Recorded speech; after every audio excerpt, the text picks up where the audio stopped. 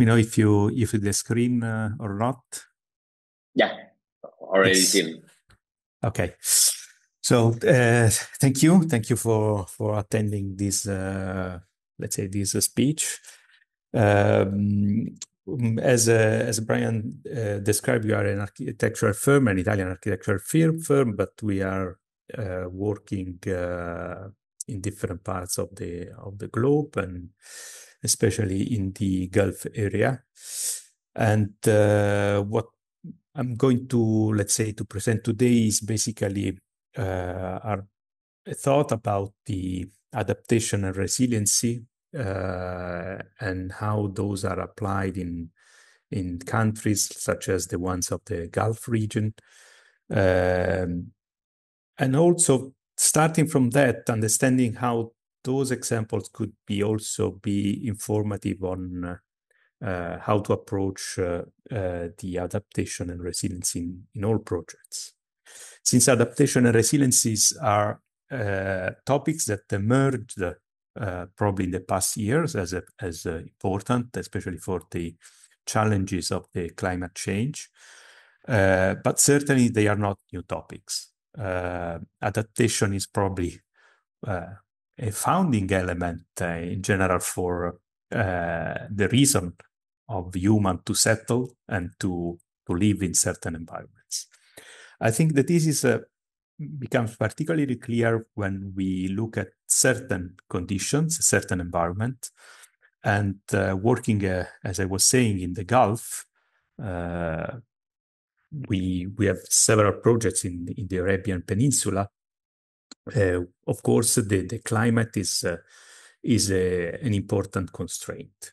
But let's first understand what's happening in the region, what's the context, and why we refer to this environment.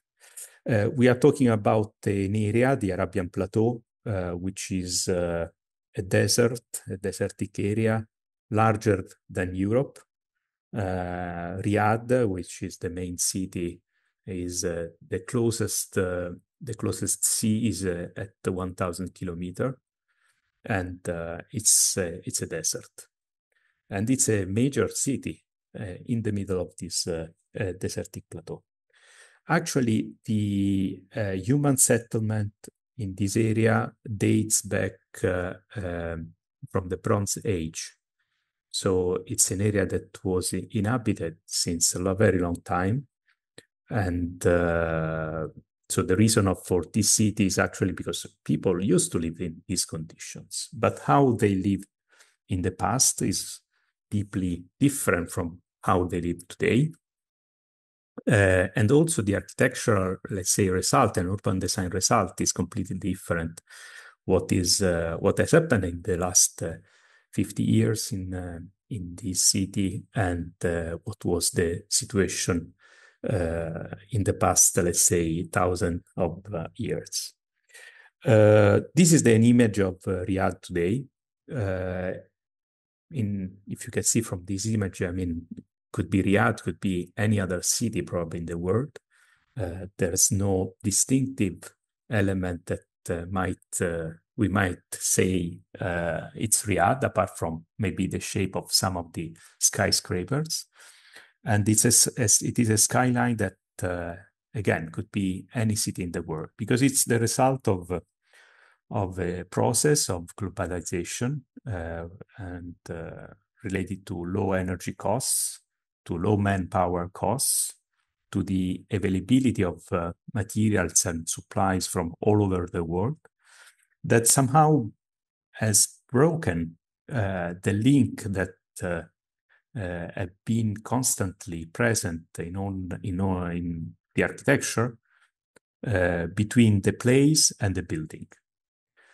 So this link, the phenomenon of globalization, has broken and led to a kind of flattening of the image of the cities that now many cities look all the same.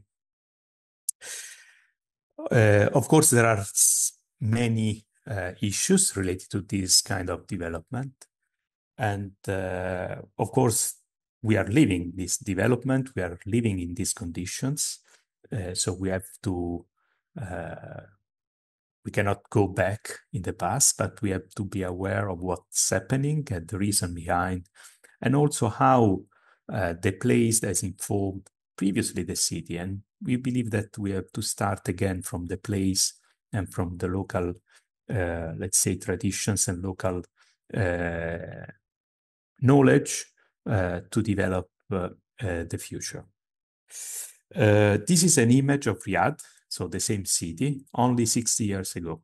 So until the 50s, 60s, Riyadh was a mud city, low rise, dense, made the buildings that you see are buildings of mud, so they were done with completely 100% local materials, zero energy consuming, so extremely sustainable, extremely, let's say, low impacting, extremely resilient, because they lasted in the harsh environment of the desert for I mean, this kind of approach, not the buildings themselves, but this kind of architecture and urban structure was able to provide a house, a dwell for human living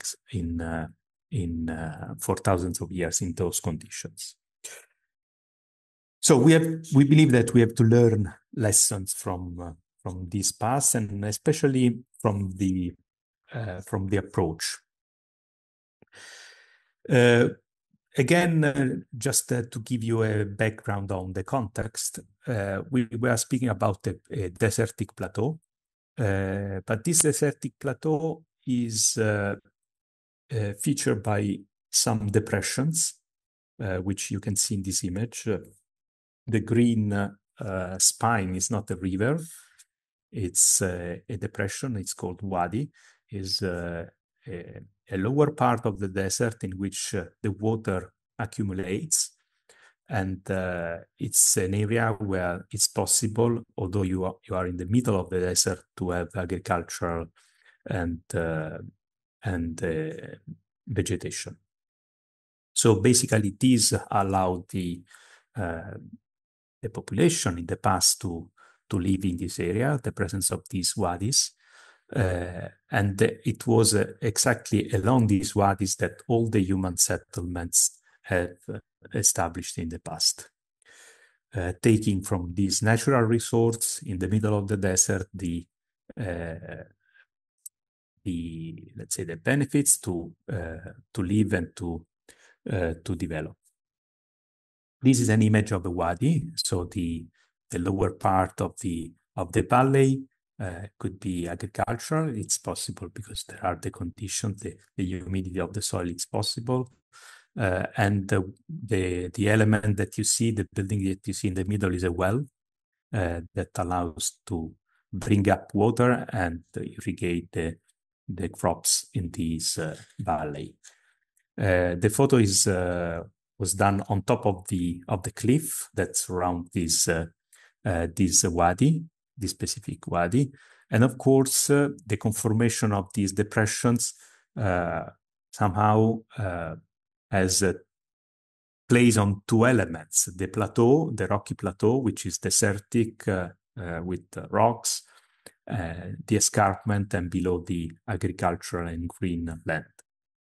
The green land is organized to be cultivated, so it's organized in different elements, with path, with sunken garden that's maximize the possibility of water to be retained in a certain parts. And there were integrated systems of irrigation with canals and elements that allow to cultivate the land, although the rain is very rare in these areas. While on the valley was rich for the vegetation, so was maximized to be used as an agricultural land, all the buildings were settled on top of the plateau. So on the rocky desertic part. And they were made of the same materials of the soil. So they are made of stone, especially the lower part, and mud. So they are completely done with local materials. And the appearance, this led also to the fact that the appearance of the settlements, of the buildings, of the cities, are in completely continuity with the topography. Seen from far, you even can't distinguish what is building and what is the rock escarpment. The conformation then of these settlements were very intricate in order to prevent the sand to flow into the settlements. The alleys are very narrow in order to reduce the possibility of the sun, to maximize the shadow within the settlement. And if you can see, each building has its own courtyard, very small courtyard, because again, we have to reduce to the minimum the light and the sun that enters into the building. And this courtyard is at the core of the house. So every house is distributed around this courtyard. And it's all, we will see later in another slide, it's all introverted. So each house, you can see there are very, very few windows for each building overlooking outside, because the house is all, let's say, open towards the central courtyard. What is interesting, in these sketches that are here, that are interpretative sketches of these settlements, is the conformation of the void of the urban space, which is intricate, as it happens here, but also in some Mediterranean villages. I was describing before an interesting fact of this continuity of the material, and continuity between the topography and the building itself, which is a feature that is very important in that region. And it's something that is typical. And again, that once you have the result, you even cannot define what is the limit of what is the new building and the original escarpment. Those are traditional buildings in the area. The buildings are, I said, are made of mainly of mud. They are human dimension. They are basically 1 or 2 floors above ground, and with very, very few openings, for the reason of not letting the light and the sun entering the house, and also because the light is very strong in that area. So even a small hole in the wall allows the light, a lot of light entering. And what's also quite interesting is the fact that the shape of the buildings are articulated, because they basically follow the shape of the topography below to maximize the possibility of founding the building itself. And they are all without decoration. The decorations are only limited to some buildings. And even in that case, the decorations are minimal, because decoration means the possibility for the sun to remain on the building. And the second point is that the mud buildings are buildings that suffers a lot the erosion of the rain. So any particular protrusion or let's say elements that decorate or modify the surface of the building might lead to increase the possibility of erosion. What the decoration that is always present or often present are, on the contrary, some gutters that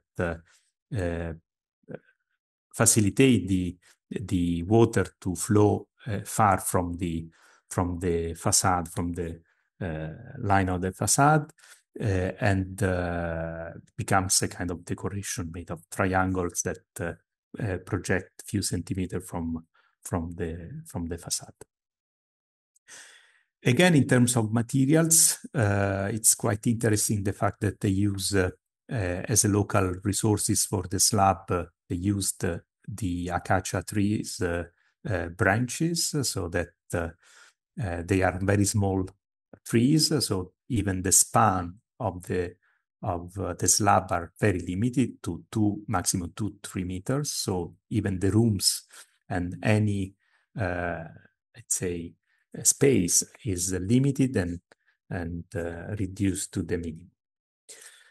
This is an image on the left of the courtyard of a house, in which you can see how small is that courtyard, and the house is all organized around this element.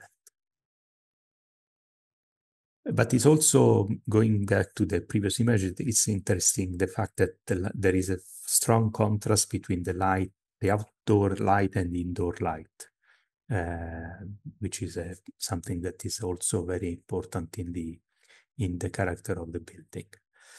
Lastly, it's the materiality. The materiality is something that is really, really fascinating, because we see here on the left the an earthen wall, and you can see in this wall the traces of the hands that molded those, let's say, I would say brick, but they don't have the shape of the brick, those elements of mud, and they put on the wall. So it's incredible how this materiality is reflected in the building, and also what is the vibration that the light creates with these materials.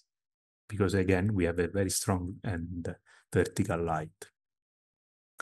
On the right, you see an image of Turaif. It's an archaeological settlement near Riyadh.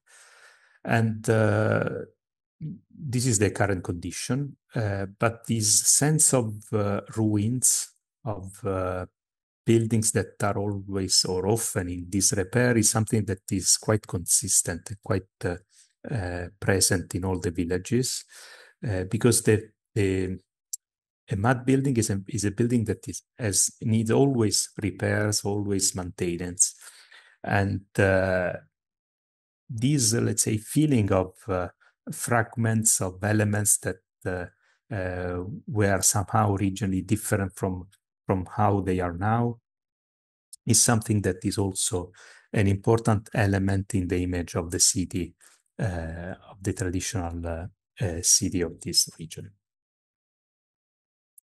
This, what I described, is somehow the context of this region that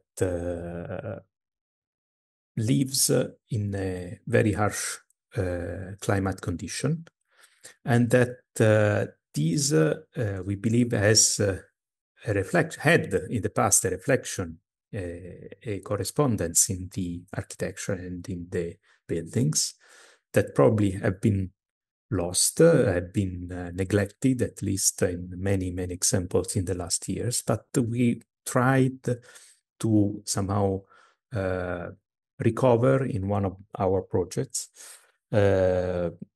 which is the project that is called the Real Future. It is an art center, a digital art center in the city of Diriyah. And this is the view from the side of the plot.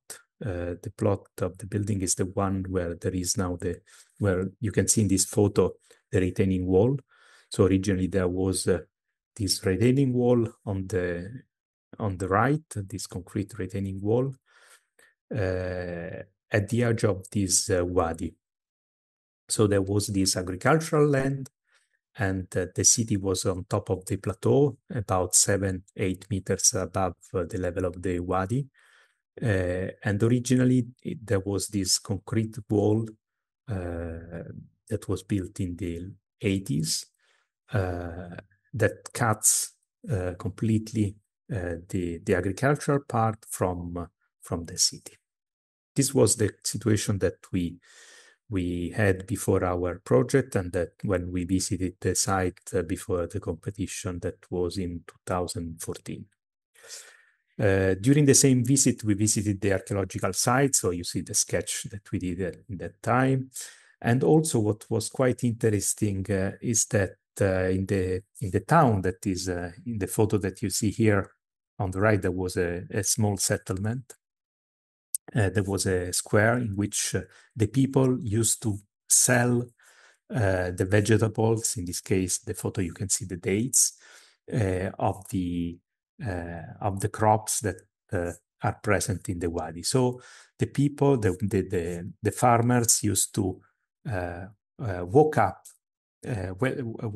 the escarpment from the wadi and walk to this plaza, to this square, to this parking to sell their products. And that was also something that somehow inspired us to try to recreate the continuity between the agricultural part and the town. So let's say that our approach was to start from the place, starting understanding the relation that historically there was between the wadi and the town, this continuity between the built environment and the nature that was essential in their culture. And we tried to make a building that somehow tried to reconnect these two parts. You will see this connection later on. And we, of course, demolished the retaining wall, the concrete retaining wall that was built on top of the escarpment, restoring the original escarpment that was there before, and creating a complex that works with the escarpment, was on top of the escarpment, but interacts with the same element. And the idea was not to create a single building. Of course, we had to accommodate certain uses inside the building. It's a building of 15,000 square meters. So we had to accommodate these uses, but we did it, I think, working on the levels so that we accommodated most of the functions below grade from the street side in order to have only few volumes emerging from the road level, so that we have these small fragmented volumes and that are all connected at the level below. This is an image from the other side from the town, not from the wadi, in which you can see the different volumes that emerge from below. And we recreated this continuity, this physical continuity between the bottom of the wadi and the city. Now it's part of the path of the city, and when people want to go down to the wadi, to this agricultural part, they pass through this complex. The escarpment, I was saying, it was another value that we wanted to restore. And this is also, we try to start from, let's say, having the restoration of the escarpment, but then also we like to have the building being in continuity with the escarpment itself. So for example, we work on this horizontality of the rock layers that is typical of this area, trying to have this continuation on our building, on this element that we call the wadi wall, with these horizontal grooves that somehow features these continuous elements that is somehow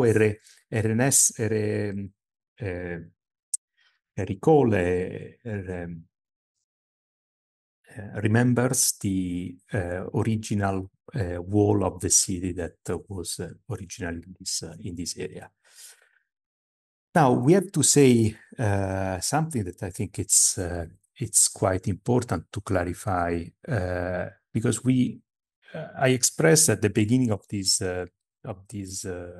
small speech that it's important to refer to the place. It's important to refer also to the tradition, to the history, to the memory that did that place, because we have to learn a lot from the past. We have to learn from the traditions. But we have also to be conscious that we are working today. We are working for that place, but we are also working for this time. So we are in the 21st century, and we are not going to mimic the past while working with the place, with the memory, with the what was there, what was the character of the architecture that was there.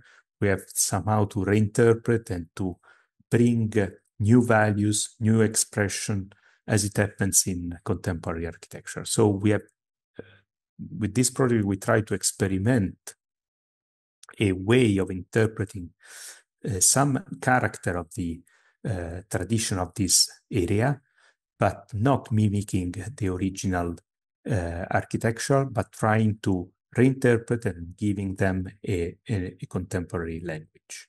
This happens, for example, as I said, for the horizontality of the wadi wall and the horizontality of the elements. You see the gutter that I described before on the building on the left, this on the traditional building on the left, this horizontality of the gutters gave us the idea of having horizontal elements along the walls. So this is a way how we apply that. And this is a view of the complex from the wadi, with this passage between the blocks, between these fragmented volumes. And what I think it's important also is that is a building that has kind of two different scales. On the side of the landscape of the wadi, it has the scale of the landscape. So it's almost monumental as a building. While if you go on from the other side, it's tiny and fragmented. So you have the scale of the settlements, of the historic settlements, that is on the other side. You see the scale from the wadi side. And of course, this is mainly due to the fact that we have 1 or 2 levels more on the wadi side, more than on the street side, due to the difference of levels for the escarpment. Yes, this is a view from the other side. From the other side, I was mentioning that we conceive the complex as I would say, a kind of a fragment of portion of town made of small volumes that are assembled together. I showed before those sketches on how we studied the conformation of the public spaces of the public realm of the historic town. And this is reflected also in the proportions and dimension, but also in the complexity of the massing articulation from this side of the complex. And from here you can see also how what are the views that are created, are the result of the juxtaposition of these volumes, because it happens the same in the historical part of Tiria, of Turaif, the archaeological area. We have those blocks which are assembled together, and there is this narrow space, this visual continuity that goes from one side to the other. And this is something that we try to incorporate in our project. And it's nice that from the plaza above, you have these cuts between the two volumes that allow the people to overlook the landscape. But this study that we did on the historical town, on the proportions, on the feature of the historical towns, also allowed us to dimension, to bring, let's say, this character, although with a different language, but to bring the same character to, for example, in this case, a passage that we have, a pedestrian passage that we have in our project. And you can see on the left historical town of Diria. But also another element is the materiality. Of course, we could not do all the buildings made of mud because of the durability of the material, but we use the local stone, which is a yellowish limestone. So it has the same colors, the same very similar feeling of from the mud, very similar materiality, and with a news that also respect the same sense of the massivity of the elevations that are in the tradition. And we use the stone by also trying to apply different patterns on the stone. You can see on the right the pattern that we have on the paving. It's a stone paving with all these ribbed engravings that under the light of Riyadh creates the very nice pattern on the wall. And the light, of course, is the other important, let's say, material that plays with these volumes and these articulated volumes, because also the configuration, the complex configuration gives at every hour it changes the feeling of the building, because it brings light in a different, the light is brought in a different way, projecting shadows differently on one side to the other, and from one building on top of the other one. What I described before of this continuity of visual continuity between the plaza and the wadi is also reflected from the plaza towards the inside. So there is a component of, let's say, seamless continuity that is happening between the different components of the building. And another character that I mentioned before is the fragmentation, that is somehow a reminiscence of those ruins that are present in the archaeological site. And we wanted to somehow recall these diagonal elements that recall these ruins of the historical city. We also did in this, we tried to implement on this wall on the left this Ramedert technique, that it is a technique, traditional technique for the Middle East area of using the soil, the mud to create walls. Of course, we couldn't do for the main uses because of the regulations of the durability of the building itself, but we did for what we call the Ramedert wall, which is this wall on the left that you can see here. It's a Ramedert wall that it's a kind of filter between this public space, pedestrian space that you see now in the photo and the road that is on the other side. So it's a wall that works as a filter. The technique is a technique that I mean, we experimented because it was the first time that we used to do this. We did a research on how to apply.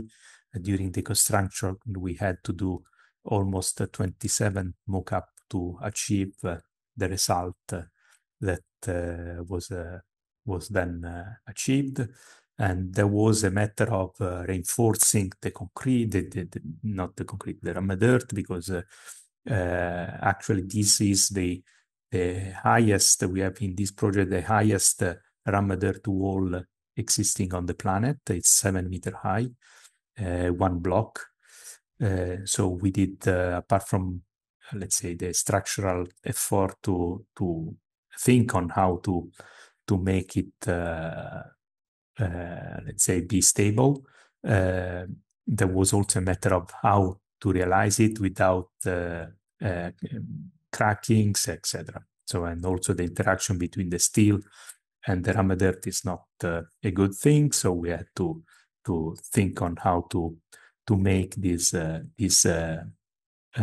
pillars. And then, of course, there was also a matter of color, because it's something that it's a handmade casting that every time comes differently. So it was very, very hard to match the colors.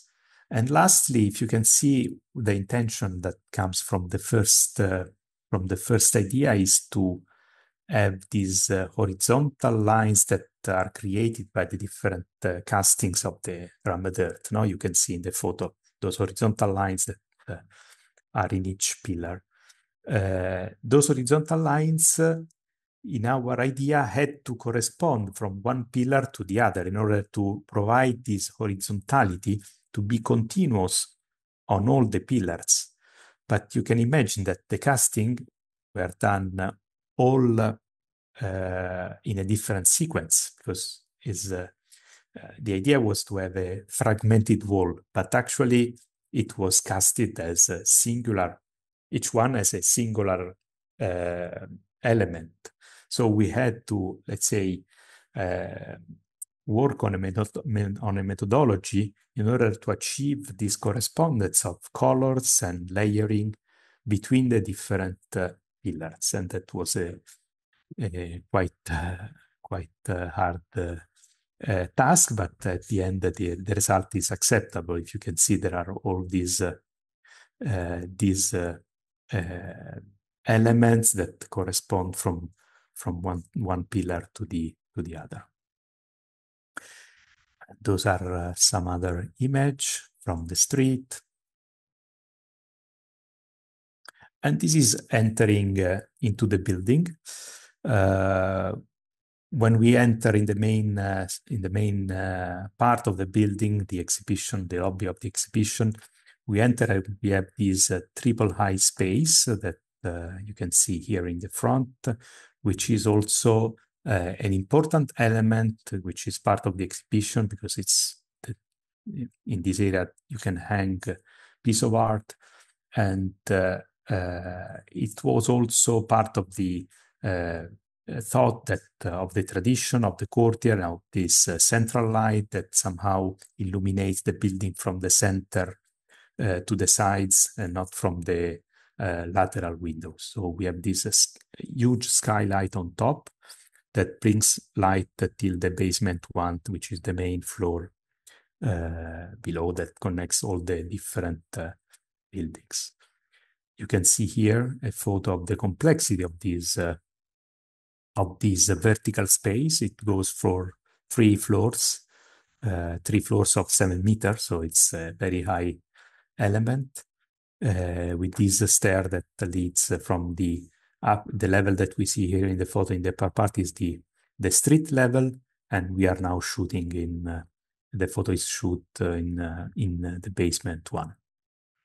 Basement one is also the area where the studios, the digital studios are placed, and there is this matter of light that also I mentioned at the beginning. In their tradition, there was a careful control of the light, because the light means heat, means the light in reality is very strong, so it has to be minimized. Usually it comes from the top. As you can see in this photo, in the left we have a traditional building with a kind of skylight, open skylight. And we have this relation between the illuminated parts that they have very strong light, and the darker part that are in shadow. And the same we have in our building. And it's also corresponds somehow to the program, because we have, it's a digital art center. So we have digital art spaces. Digital art spaces means that you don't need light at all. You need dark space in which you can have projections. You can work with your computer. You can have your exhibition areas. So basically there is this contrast between light and dark, between the natural and digital. So those are some of the images of the interiors of the basement parts. So we have studios in which the artists can share their experience. They work on production of digital art. We have a lecture hall, which is this one. We have many areas like this that are flexible space in which they can bring stuff and use as a studio for virtual reality or for automated fabrication, for programming. There are many different fields in digital art, or can be used as exhibition spaces like this one. This is a piece of art that is currently showcased in the building. This is another space in which we have this. The current exhibition is about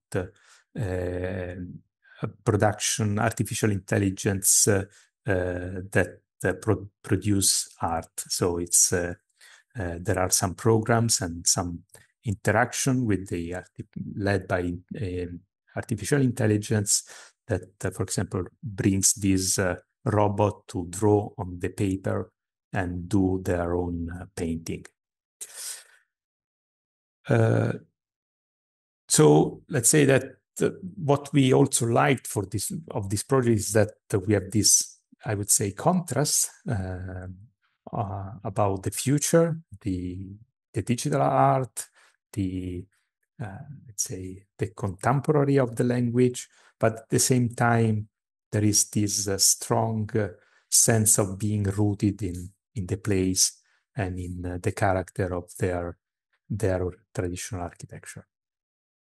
I want to leave. I think I have other 5 minutes. I want to leave with these last few slides on a feature of the building, which is the brise-soleil of the cafeteria. And the photo on the left is a wall, an historical wall that which was present there when we did the site visit in 2014. It was the historical wall of the city, and it was quite incredible how the stones, the wind eroded all the mortar among the stones, and there were some stones that looked like floating one on top of the other, no? Because it was so much eroded that the stones emerged from the wall. And this was somehow a source of inspiration for what we call the stone brise-soleil, which is the photo on the right. So we wanted this to try to reinterpret these stones that were in this historical wall in a brise-soleil of a building, in this case one of the blocks that are in this case a cafeteria, trying to use the local stone, this Riyadh limestone, but making it floating and on the facade. So this is the result of this brise-soleil with those stones. I think it's the most extensive use of stone in a brise-soleil I know, at least, and it was quite a challenge in terms of constructability, but we did it, and we are quite satisfied with the result. It is interesting is that although behind this wall there is a glass facade, so it's completely glass. So you will see a photo later from the cafeteria. It looks during the day it looks completely a massive element that blends with the other Riyadh stone volumes. So it appears as a solid volume, while at night it becomes like a lantern. So there is this duplicity that is quite interesting. This is a view of the cafeteria from inside, and so you can see the same brise-soleil from inside. I think those are were the last slides. In general, as a let's say final statement, I would say, then I leave it to the if there is any question or any discussion. I think we started from the place. I mean, this project starts from the place, meaning place not only the physical character of the site, but in general, all the let's say the memory, the culture, the distinctive character of a culture. So we started from the place, but we tried to giving a contemporary interpretation without mimicking the past. I think this is a way to apply principles that, let's say, wise principle that comes from the tradition, especially when working in certain context, and without losing the possibility of making new expression, contemporary expression, contemporary architecture. That's it. Thank you very much.